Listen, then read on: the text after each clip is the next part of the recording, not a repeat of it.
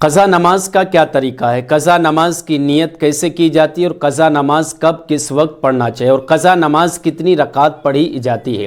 Video and تک ضرور دیکھیے گا۔ اگر آپ میرے چینل پر نئے ہیں تو چینل کو سبسکرائب کر لیں، فیس بک پیج پر ویڈیو دیکھ رہے ہیں تو فالو کے ساتھ ساتھ شیئر بھی کر دیں۔ السلام علیکم ورحمۃ اللہ وبرکاتہ۔ ناظرین کرام، مجھے امید ہے کہ آپ سبھی خیریت سے ہوں گے۔ تو دوستوں، قضا نماز پڑھنے کا کیا طریقہ ہے اور اس کی نیت کیسے کی جاتی ہے اور کب پڑھنا چاہیے، کس وقت پڑھنا چاہیے اور کتنی رکعات پڑھنا چاہیے؟ سب سے پہلے دوستوں آپ یہ جان لیں کہ قضا نماز جو ہے آپ کن وقتوں میں نہیں پڑھ سکتے۔ نمبر ایک، جب سورج طلوع ہوتا ہے، جب سورج نکلتا ہے، جب سورج اگتا ہے تو اس وقت قضا نماز پڑھنا مکروہ ہے، تو اس وقت آپ قضا نماز نہیں پڑھ سکتے۔ نمبر 3 پر آتا ہے کہ جب سورج سر کے اوپر آ جائے، 12 بج جائے، جسے جلال کا ٹائم کہا جاتا ہے، تو جلال کے ٹائم قضا نماز نہیں پڑھنا چاہیے، یہ بھی مکروہ وقت ہوتا ہے۔ نمبر 3، جب سورج ڈوب رہا ہو، جب سورج ڈوب رہا ہو تو اس وقت قضا نماز نہیں پڑھنا چاہیے، یہ بھی وقت کیا ہے؟ مکروہ وقت ہے۔ اب ان 3 اوقات کے علاوہ، 3 وقتوں کے علاوہ جب جس وقت آپ چاہیں قضا نماز پڑھ سکتے ہیں، جب جس وقت چاہیں قضا نماز پڑھ سکتے ہیں۔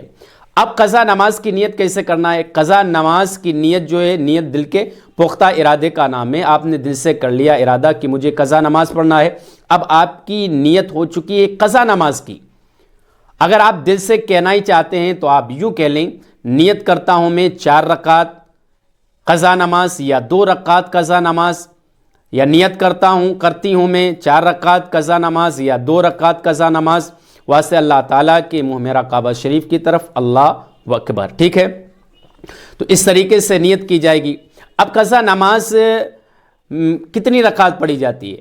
دیکھو، قضا نماز جو ہوتی ہے، قضا نماز میں صرف فرض پڑھے جاتے ہیں، سنت نفل نہیں پڑھی جاتی ہیں۔ قضا نماز میں نہ ہی سنت موقدہ پڑھی جائے گی، نہ ہی سنت غیر موقدہ پڑھی جائیں گی اور نہ ہی نفل نماز پڑھی جائے گی۔